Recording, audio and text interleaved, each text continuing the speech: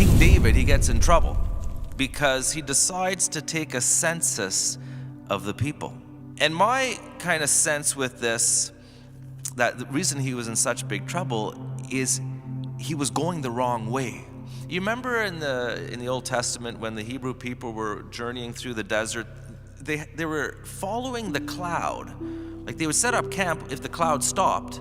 And then if the cloud started to move in that direction, they'd break camp and they'd follow the cloud. That's what they had to do, you know? And each one of us, we're meant to follow the inspirations of the Holy Spirit in our life. We're not supposed to do our own thing. That never works out, you know? You know, David, he just assumed, like this is what rich, successful, mighty kings do. You know, they build up their armies and they amass wealth, you know, through taxation. But obviously he got it wrong. You know, in life, sometimes we're in a position where, again, we might have resources, we might have influence, just things available to us, and we need to discern, like, what do I do with this? Or some people too, they might enter into retirement, maybe well established. Well, what do you do with that, you know? And we can do worldly things. You know, a guy might retire, a multi-millionaire says, oh, now that I'm retired, I'm gonna build a big shop and I'm gonna start collecting motorcycles. I'll put my millions in motorcycles. Well, make sure that that's God's will, you know, of all the things you could do. You know, so I came up with a list, I think it's in my pocket here, a list of things that Israel could have done rather than getting ready for more war and amassing wealth.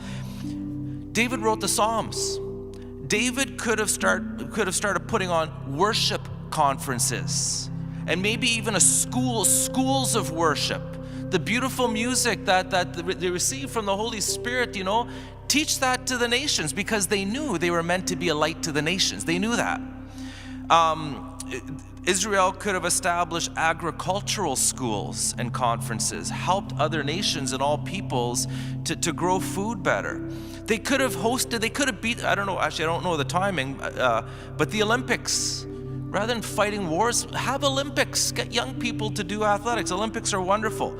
Again, David, he could have established kids camps all over the place. You know, help those kids, teach them how to sail, how to, you know, do horseback riding, how to maybe read, write.